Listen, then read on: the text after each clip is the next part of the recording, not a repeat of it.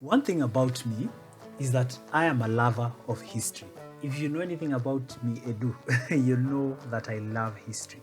My current historical obsession, or what I am currently learning on, basically two things. Number one is what we refer to as World War II. You know World War II. So basically, how German rose up, became this powerful nation. At first, they seem to have had an edge, but later on, things crumbled, and that's where Hitler comes in, the whole story of Hitler. And then the second one is this thing we call the Anglo-Boer Wars. So basically, the wars that were fought in South Africa between the Afrikaners, who were Dutch, French, and German descendants, and the British, who had come to colonize and conquer the land. And so I have been enjoying looking at these things. I know they are from a time back, but I really love how the stories unfold, how people would rise and people like the Boers, who were just farmers, and fight against these British forces and defeat them. How World War II, the Germans would be able to now use new warfare strategies like fighting in the air, which were not there in the First World War. But the truth is, we live in history. Regardless of the fact that you love history like I do, or whether you don't, and you're like, man, history is so boring.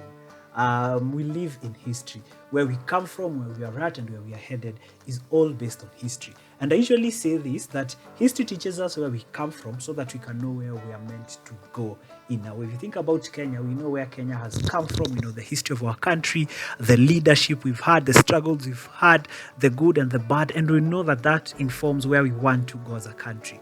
And even for you personally, I believe that is the case. You know where you come from, where you were born, the life you were brought up in, and where you want to end up.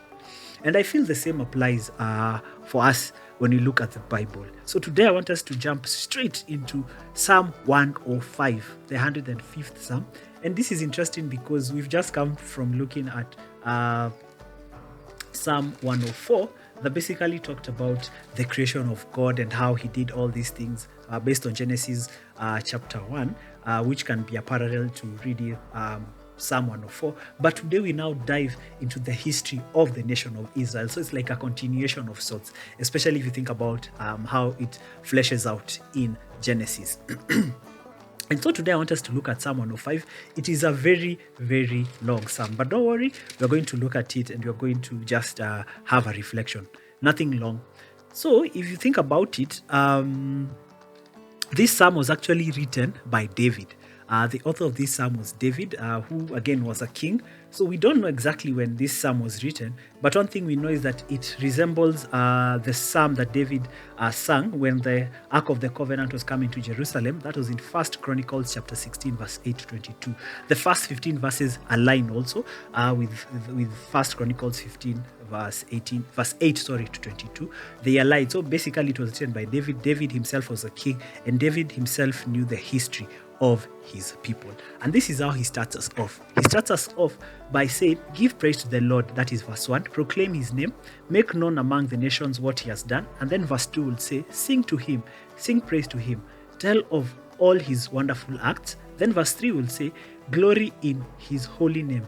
Let the hearts of those who seek the Lord rejoice. Then verse 4 will say, look to the Lord and his strength. Seek his face always. So basically, number 1, verse 1 tells us, give praise to the Lord, proclaim his name, make known among the nation what he has done. And what he has done here is what we are going to get into. This is the history of the nation of Israel. If you think about the history of the nation of Israel, you basically know that history, you can't read it without saying that God is a powerful, merciful, loving God. And so when you start over from verse 5 all the way to verse 45 of this amazing psalm, you read about the history of Israel. It starts off by telling us about Abraham. Maybe just to highlight two. Verse 5 and verse 6 will talk about Abraham. Verse 6 will say, you, his servants, the descendants of Abraham, his chosen one, the children of Jacob.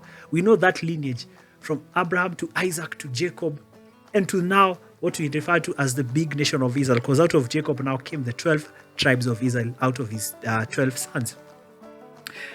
And that's for them to remember where God has brought them from, their forefathers, the people who began their nation.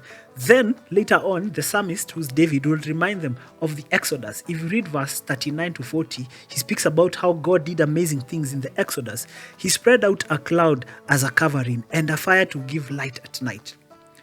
They asked, this is verse 40, and he brought them quail and fed them well with the bread of heaven. Verse 41 says, he opened the rock and water gushed out. It flowed like a river in the desert. These were things that they were recounting. They had not experienced them themselves. David had not been there during the time of Abraham. Neither had he been there during the Exodus. But this is history, a history that they remember, and they remember how faithful God had been to them. And this is the whole psalm, basically recounting the whole story of the nation of Israel from creation up to the point of the Exodus. And so, God is the God of history, if you think about it. He is above it, he is over it, and he works in it to achieve his will and glory. If you think about the nation of Israel, there are so many things that happened that sometimes you're like, you can't even comprehend with your human mind. Like, for example, how is it possible that Joseph would have been hated by his brothers? First of all, Joseph was what we call in Kiswahili kichwa ngumu. He was a bit hard-headed. He would, first of all, brag at them.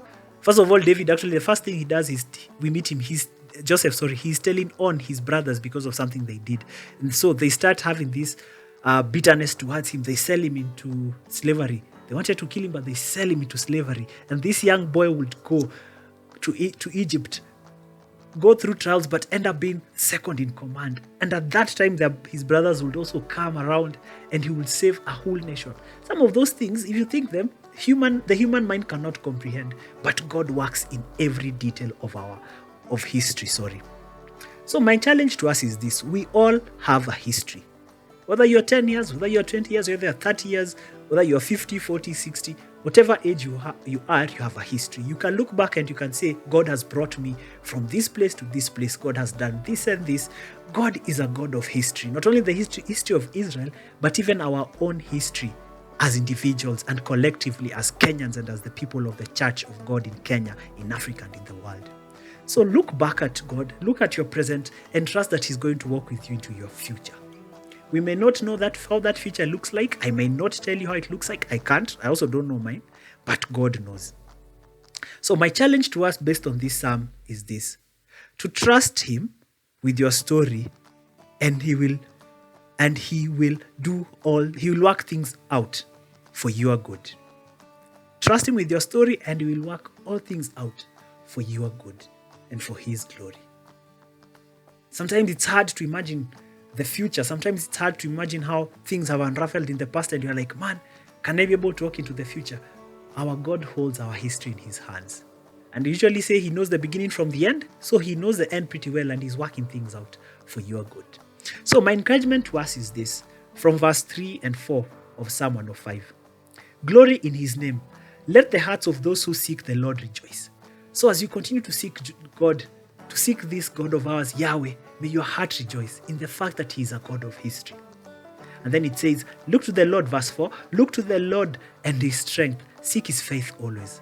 So as we are continuing on with the story of our lives, writing the history of our lives, of our families, of our country, may we look to the Lord and his strength. Like I said, some things happen, you don't even know how they happen, but they happen because God is in control. And seek his face always. Seek his holiness, seek his righteousness. And I pray that as we do so, God will orchestrate our history. He will write our history for the glory of his name. So may you be blessed. And I pray that you look to God, you will surrender to him, you will rejoice, and you'll find strength in him. And he will write your story for the glory of his name. Be blessed.